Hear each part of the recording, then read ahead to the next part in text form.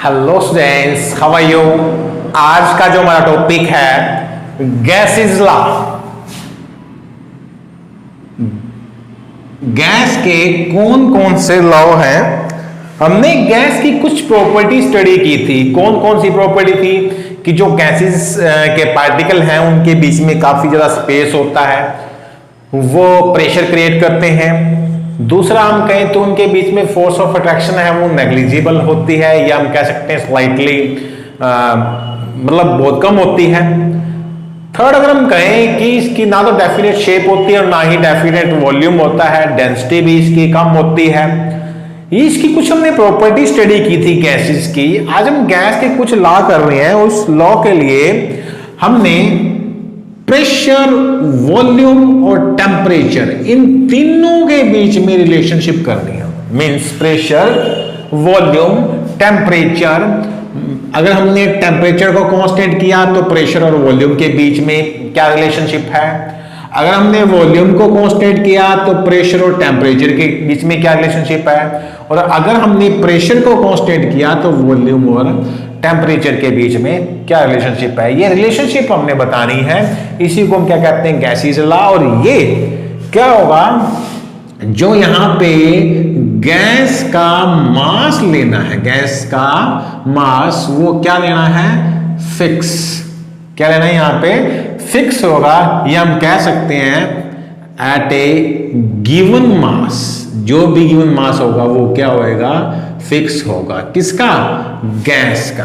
Eight a given mass of gas is fixed. क्या होगा, वो फिक्स्ड होगा। और गैस का जो मास है, चाहे वो नंबर ऑफ मोल्स में है, नंबर ऑफ मोल्स लेने हैं, वो भी क्या होंगे इसके अंदर, फिक्स होंगे गैसेस के। तो ये दो कंडीशन है आपके सामने गैसेस लॉ के लिए।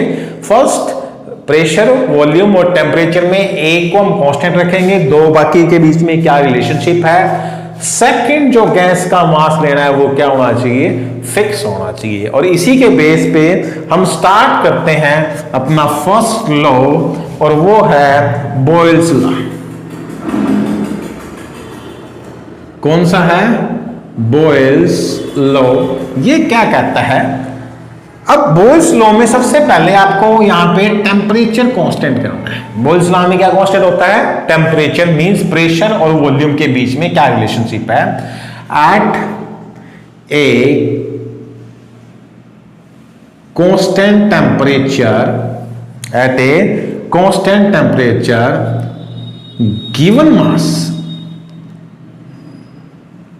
Given mass of a gas. एक तो टेम्परेचर क्या होगा, कांस्टेंट होगा, और जो मास है गैस का वो भी क्या है, फिक्स है। तो प्रेशर और वॉल्यूम के बीच में क्या रिलेशनशिप है, प्रेशर और वॉल्यूम एक दूसरे के क्या होते हैं, इनवर्स होते हैं।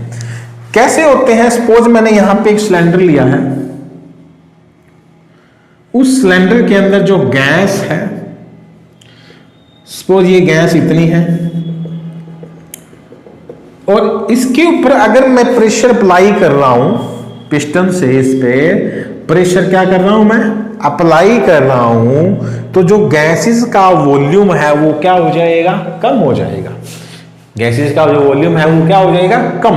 क्योंकि जैसे जैसे हम प्रेशर अप्लाई करेंगे, जो गैसेस के पार्टिकल जिनके बीच में काफी ज्यादा स्पेस होता है due to negligible force of attraction, वो धीरे धीरे क्या होता जाएगा, कम होता जाएगा। और जो पार्टिकल के बीच में स्पेस था वो भी धीरे धीरे स्पेस क्या होता जाएगा, कम, ताकि हम प्रेशर को क्या कर सके, इंक्रीज कर सके। मींस प्रेशर इंक्रीज करने पर वॉल्यूम क्या होता है, डिक्रीज होता है। और प्रेशर अगर कम है तो वॉल्यूम क्या होएगा, ज्यादा। मींस एक दूसरे के क्या होते हैं, ये इनवर्स है। या हम कह सकते हैं P इज इक्वल टू के बाई वी। के क्या है, कांस्टेंट है। या हम कह सकते हैं PV इज इक्वल टू के, वी ऊपर गया, PV इज इक्वल टू क्या है, के है। या हम इसको एक और फॉर्मूले से भी डिनोट करते हैं, P1 V1 is equal to P2 V2। इसके बेस पे कुछ न्यूमेरिकल भी मिलेंगे आपको एग्जाम में, और लास्ट ईयर भी इसके बेस पे एक क्वेश्चन आया था, न्यूमेरिकल आया था, P1 V1 is equal to P2 V2। तो ये है बोयल्स लॉ, जो कि ये कहता है कि जो प्रेशर है वो वॉल्यूम के क्या होता है, इनवर्स होता है। मींस प्रेशर को इंक्रीज करेंगे तो वॉल्यूम क्या होएगा, डिक्रीज, और अगर प्रेशर कम है तो वॉल्यूम क्या होएगा, ज्यादा होगा। और हम इसको किसी भी फॉर्मूले के थ्रू क्या कर सकते हैं, कैलकुलेट कर सकते हैं। क्लियर है। बात करें अगर हम ग्राफ की, तो सबसे पहले हम ग्राफ बनाते हैं pressure versus 1/v, pressure versus 1/v। तो आप देखिएगा जो प्रेशर और bv है इज इक्वल टू किसके है, k, मींस k क्या एक स्लोप है, और ये स्लोप कैसा होगा, स्ट्रेट लाइन होगा एट कांस्टेंट टेम्परेचर। किस पे है ये, एट कांस्टेंट टेम्परेचर पे है, और यहाँ का जो टेम्परेचर है वो क्या रहेगा, कांस्टेंट रहेगा। दूसरी तरफ अगर हम ये कहें कि प्रेशर और वॉल्यूम के बीच में क्या रिलेशनशिप है, मींस यहां पे क्या था, हमने 1/v लिया है, और अगर हम डायरेक्टली प्रेशर और वॉल्यूम के बीच में रिलेशनशिप करते हैं तो प्रेशर इंक्रीज करने पर वॉल्यूम क्या होगा, डिक्रीज, और अगर हम प्रेशर को डिक्रीज करेंगे तो वॉल्यूम क्या होएगा, इंक्रीज होगा। अगर हम प्रेशर को क्या करेंगे, डिक्रीज करेंगे तो वॉल्यूम क्या होएगा, डिक्रीज होगा। सपोज मैंने इसके दो पॉइंट ले लिए, इसको x और ये क्या है, y है, मींस अलग अलग टेम्परेचर, मैंने इसको कह दिया Tx और ये क्या है, Ty। यहां पे जो टेम्परेचर मैंने कितना ले लिया, Tx, और इसको टेम्परेचर क्या ले लिया, Ty। तो बताइएगा इन दोनों में से ज्यादा टेम्परेचर कौन सा है। अब देखिएगा ये जो रिएक्शन हो रही थी वो किस पे हो रही थी, एट कांस्टेंट टेम्परेचर, मींस दोनों जो टेम्परेचर है वो क्या है, सेम है, means Ts is equal to क्या होता है, Ty, Tx is equal to क्या होगा, Ty, और प्रेशर इंक्रीज करने पर, सॉरी प्रेशर डिक्रीज करने पर वॉल्यूम क्या हो रहा है, इंक्रीज, क्योंकि ये एक दूसरे के क्या होते हैं, इनवर्स होते हैं। प्रेशर को डिक्रीज करने पर वॉल्यूम क्या हो रहा है, इंक्रीज हो रहा है। थर्ड अगर मैं ये कहूं कि प्रेशर वर्सेस 1/v, तीन स्लोप बनाए हैं, एक है T1, दूसरा T2, तीसरा T3। आप कैसे भी इसको रिप्रेजेंट कर सकते हो, ये T3, T2, T1 या T1, T2, T3 as you wish. दूसरा अगर हम कहें कि यहां पे जो स्लोप है या टेम्परेचर ज्यादा कौन सा होगा, क्या T1 टेम्परेचर ज्यादा है या T3 है, या इसका जो ट्रेंड है वो क्या होगा। मैं आपके सामने दो ऑप्शन रख रहा हूं, एक T1 is larger than T2 than T3, या फिर T3 is larger than T2 T1। अब यहां पे देखिएगा कि जो PV है इज इक्वल टू किसके है, K के, या इसको करने के लिए ऐसे क्वेश्चन आपको हर एक लॉ के अंदर मिलेंगे, और ये कॉम्पिटिटिव एग्जाम के लिए इंपॉर्टेंट है। इसके लिए आप एक इक्वेशन नोट कर ले, P is equal to nRT। ये हम आगे वाले लॉ के अंदर, इसका जो फोर्थ लॉ है उसके अंदर हम इसको ड्राइव भी करेंगे, PV is equal to nRT, जो कि एक आइडियल गैस इक्वेशन है।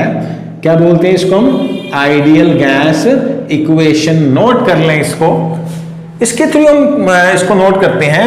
अगर मैं ये कहूं कि P is equal to nRT और 1/v, P is equal to क्या है, nRT 1/v, और यहां पे जो नंबर ऑफ गैस है, number of moles of gas है, वो हमने क्या करने हैं, कांस्टेंट लेने हैं। RV क्या होता है, गैस कांस्टेंट है, T क्या है, टेम्परेचर जो कि क्या है, कांस्टेंट है, टेम्परेचर भी यहां पे क्या है, कांस्टेंट है, N number of moles constant है, R गैस कांस्टेंट होता है, और T क्या यहां पे टेम्परेचर जो कि क्या है, कांस्टेंट है। मींस ये कांस्टेंट किसके इक्वल है, K के, मींस यहां पे P जो है वो किसके इक्वल होएगा, K/V के। ये सारा किसके इक्वल आ रहा है, K क्या है, कांस्टेंट है। मींस अगर हम K की वैल्यू को इंक्रीज करते हैं, अगर K की वैल्यू जितनी ज्यादा होगी स्लोप उतना ज्यादा होगा, K की वैल्यू जितनी ज्यादा होगी स्लोप उतना ज्यादा होगा, और स्लोप सबसे ज्यादा किस में है, T1 के अंदर है।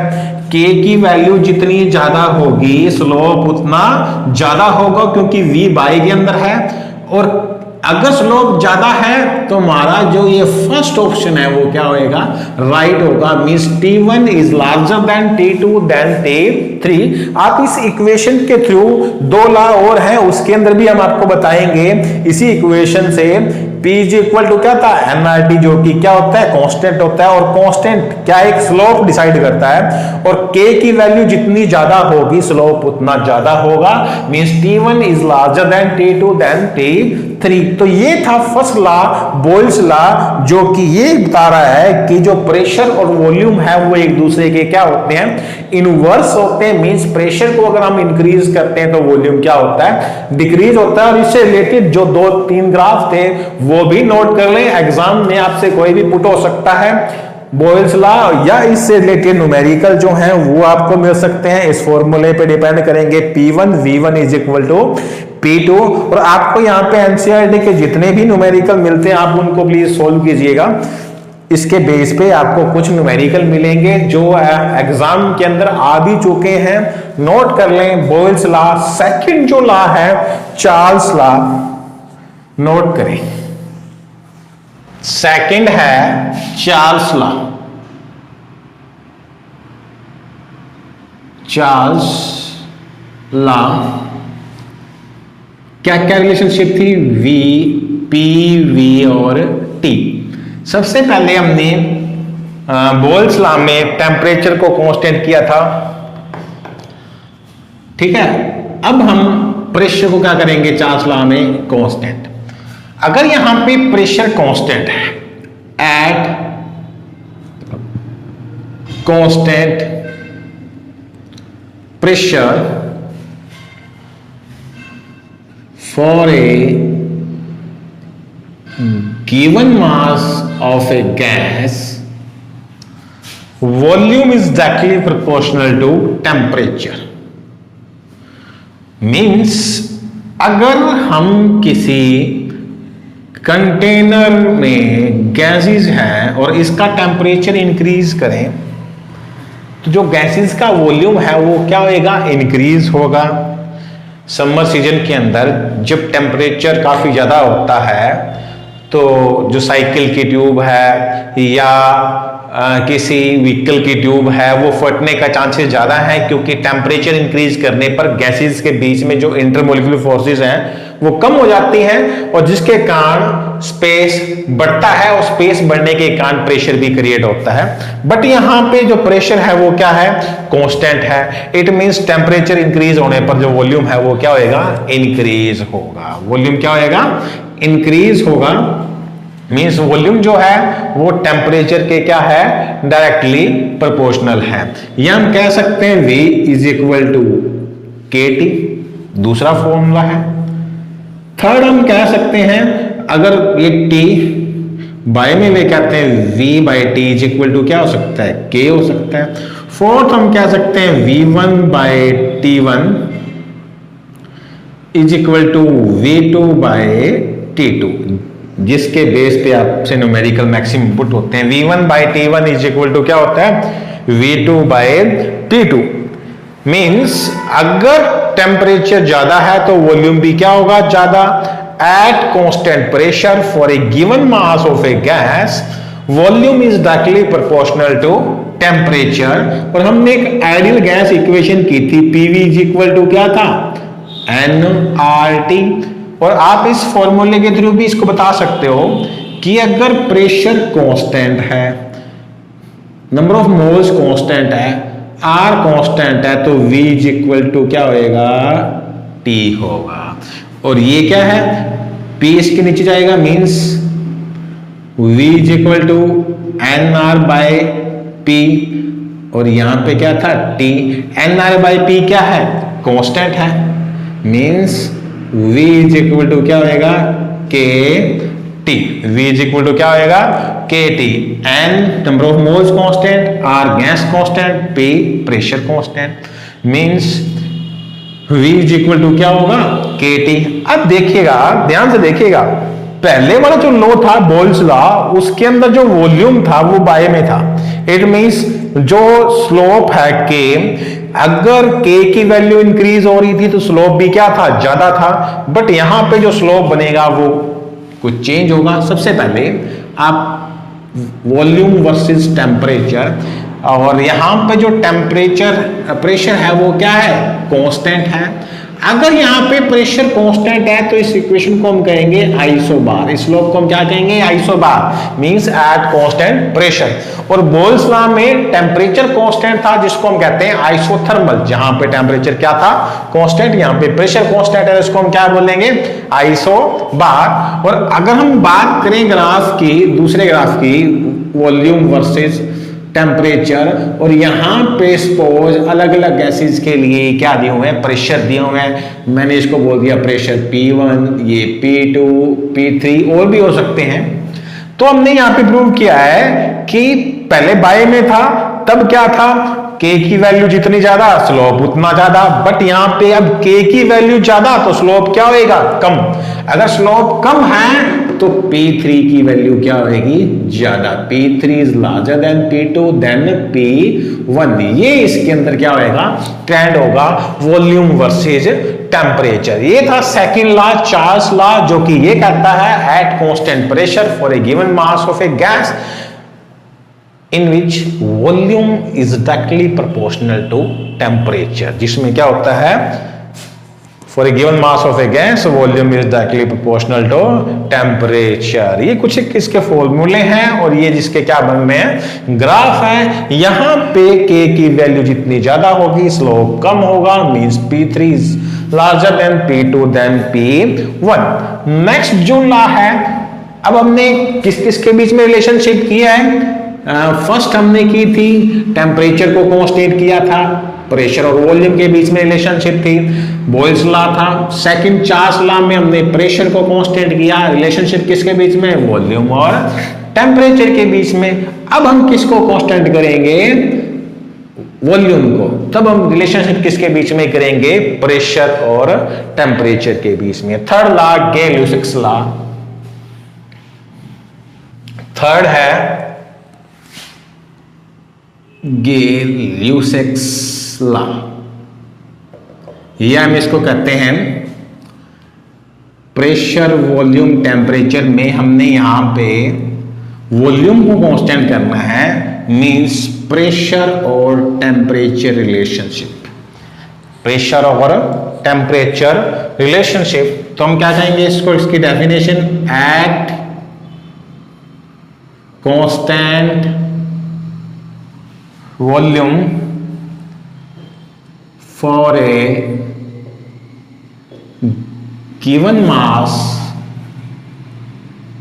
of a gas, pressure is directly proportional to temperature। means temperature increase करेंगे, जैसा कि हमने पहले वाला एग्जांपल लेना है, टेम्परेचर इंक्रीज करेंगे तो वॉल्यूम क्या होता है, इंक्रीज, क्योंकि प्रेशर क्या था, कांस्टेंट। बट यहां पे वॉल्यूम कांस्टेंट है, तो टेम्परेचर इंक्रीज करेंगे तो प्रेशर भी क्या होगा, इंक्रीज होगा।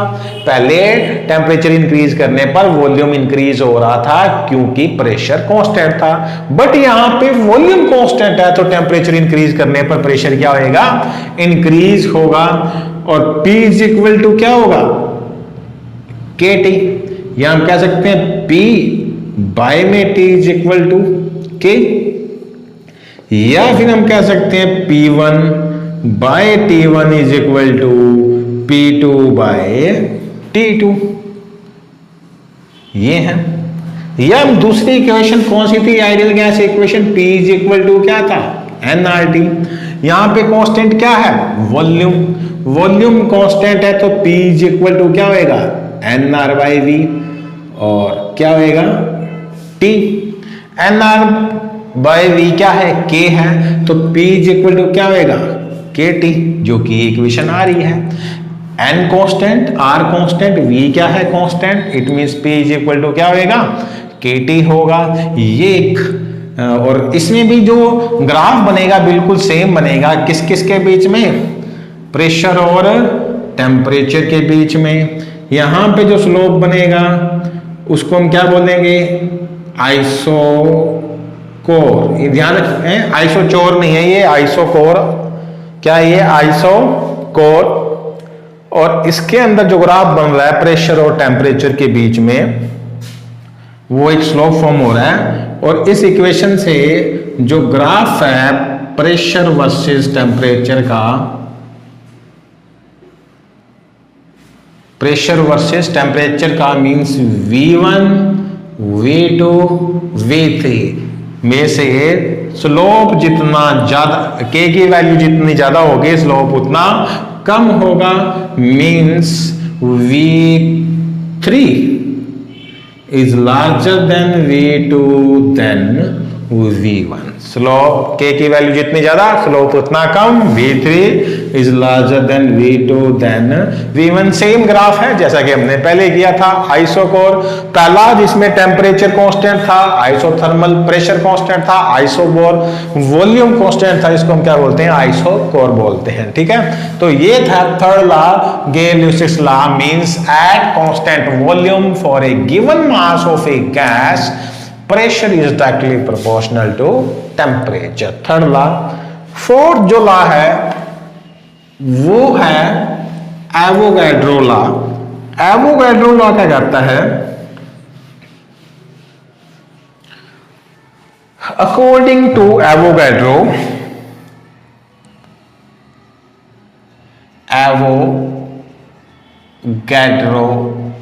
Law, according to Avogadro law, suppose हमारे पास 3 कंटेनर है, 3 क्या है, कंटेनर है, और तीनों का जो वॉल्यूम है वो क्या है, सेम है।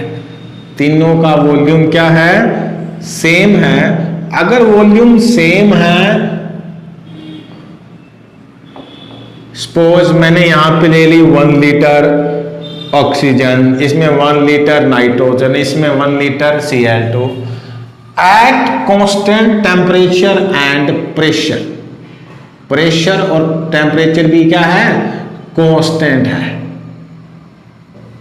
इन तीनों कंटेनर का volume constant 1 litre 1 litre 1 litre, temperature और प्रेशर भी क्या है, कांस्टेंट है। तो जो नंबर ऑफ पार्टिकल होंगे गैस के वो भी क्या होंगे, कांस्टेंट होंगे।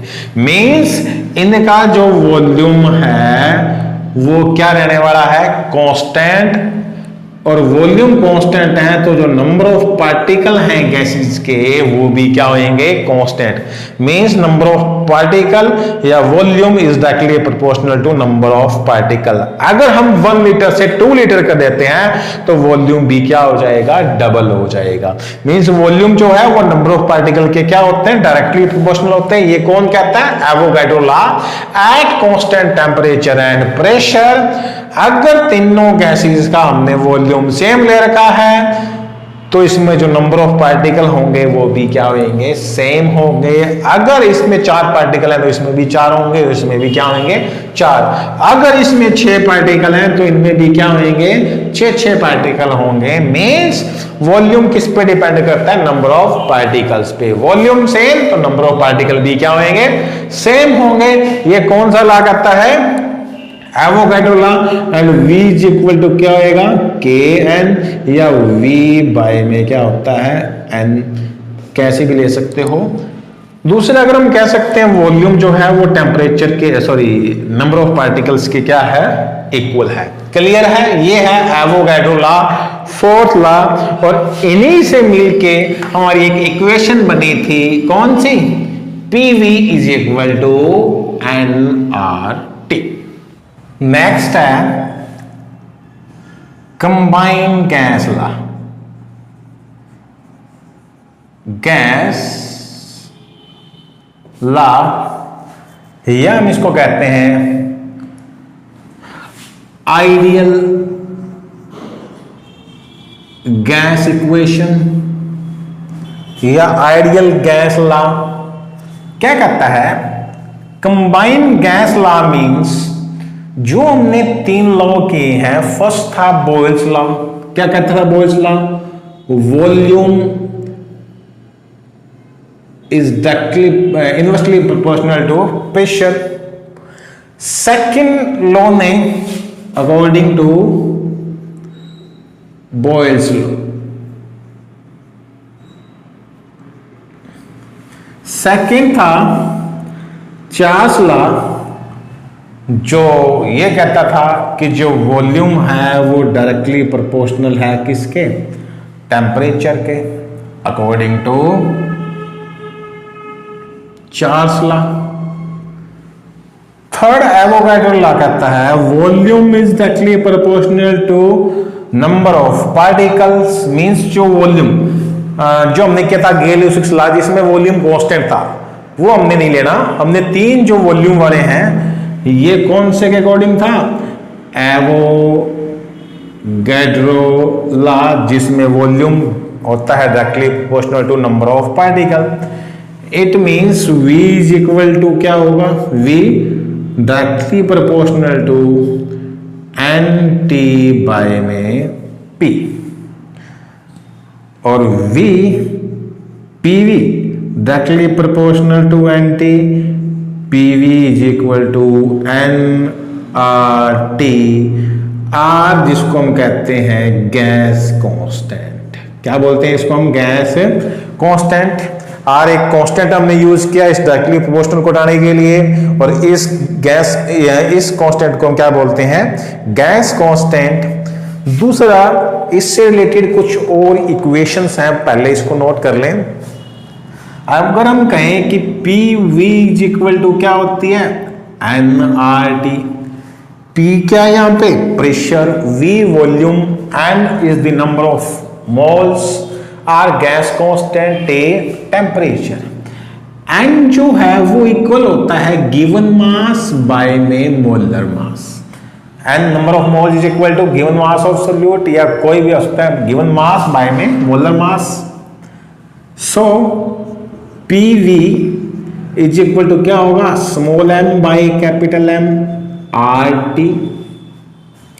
या हम कह सकते हैं P is equal to small m by V RT by M, और M बाई V क्या होता है, डेंसिटी इज इक्वल टू क्या होती है, मास बाय वॉल्यूम। तो P इज इक्वल टू क्या होगा, dRT बाय M। एक तो ये फॉर्मूला नोट कर लें। दूसरा अगर मैं कहूं कि D डेंसिटी किसके इक्वल होगी, P into M by RT। D is equal to P into M by RT। या यहां से हम M भी कैलकुलेट कर सकते हैं। क्या कर सकते हैं, M भी कैलकुलेट कर सकते हैं। M इज इक्वल टू क्या होगा, M is equal to dRT by P। ये एक फॉर्मूला और ड्राइव हो रहा है, मींस ये डेंसिटी कैलकुलेट करने के लिए, ये मोलर मास कैलकुलेट करने के लिए, ये प्रेशर कैलकुलेट करने के लिए, ठीक है। अब इसके अंदर हम R गैस कांस्टेंट की वैल्यू कैसे कैलकुलेट करेंगे वो भी नोट कर लें। R गैस कांस्टेंट की जो वैल्यू है वो कैसे कैलकुलेट करते हैं। PV इज इक्वल टू क्या था, nRT। PV is equal to क्या है, nRT। So R is equal to क्या होगा, PV by NT। P pressure हमने ले लिया 1 एटमॉस्फेरिक, वॉल्यूम 1 लीटर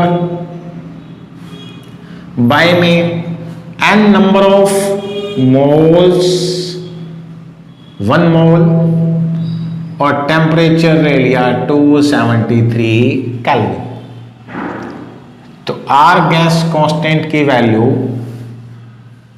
1 लीटर, जो गैसेस के पार्टिकल हैं उसमें कितनी गैसेस होती हैं 1 मोल में, 22.4 लीटर। कितना होता है 22.4 लीटर। जब आप इसको कैलकुलेट करोगे तो कितनी वैल्यू आएगी, 0.0821, और जो इसकी यूनिट है वो लीटर एटमॉस्फेरिक मोल्स की पर मोल और इसकी क्या होगी पर डिग्री। बट हम इसको सिंपली यूज करते हैं कितना 8.314 जूल पर केल्विन पर मोल। ये नोट कर ले, गैस कांस्टेंट की वैल्यू सिंपली हम ये यूज करते हैं 8.314 जूल पर केल्विन पर मोल। हमने इसके अकॉर्डिंग इसकी यूनिट बताई थी एटमॉस्फेरिक लीटर और मोल्स की पर मोल होती है, लेकिन ऊपर जाके क्या हो जाएगी ये पर मोल। ये डिग्री है, क्या हो गया पर डिग्री। बट सिंपली हम इसको जो टेम्परेचर है उसकी केल्विन में यूज करते हैं और लीटर एटमॉस्फेरिक के लिए हमने जूल यूज किया है और पर मोल ये इसकी क्या है यूनिट है। तो ये था आइडियल गैस इक्वेशन जिसमें कुछ फॉर्मूले और कैलकुलेट किए हमने। एक और फॉर्मूला भी आप यहां से कैलकुलेट कर सकते हो। PV इज इक्वल टू क्या था nRT means n number of moles, R क्या है गैस कांस्टेंट, तो PV बाय में क्या होएगा T या P1V1 by T1 is equal to P2V2 by T2। ये है एक और फॉर्मूला जिसके बेस पे आपको क्या मिल सकते हैं न्यूमेरिकल है। तो ये कुछ फॉर्मूला है, नोट कर लें इनको। नेक्स्ट और लास्ट लॉ है डाल्टन लॉ। लास्ट लॉ है डाल्टन्स लॉ। डाल्टन्स लॉ क्या कहता है ये, सपोज हमारे पास एक कंटेनर है, उस कंटेनर में कुछ गैसेस हैं। गैसेस एक A है, दूसरी B है, तीसरी C है, या हम इसको P1 1 2 3 कुछ भी इसको कह सकते हो, किसी से भी रिप्रेजेंट कर सकते हो। तो यहाँ पे इस गैस का जो टोटल कंटेनर है वो किसके इक्वल होगा, तीनों गैसेस के प्रेशर के क्या होगा equal. Means P total is equal to P1 plus P2 plus P3, या जितनी भी गैसेस प्रेजेंट हैं किसी कंटेनर के अंदर उनका जो टोटल होगा sum of the pressure of all gases उनके क्या होएगा इक्वल। मींस जो टोटल प्रेशर है किसी कंटेनर का वो इस कंटेनर में जितनी भी गैसेस हैं उनके प्रेशर का क्या होगा टोटल होगा। इसी को क्या कहते हैं डाल्टन्स लॉ। तो ये थे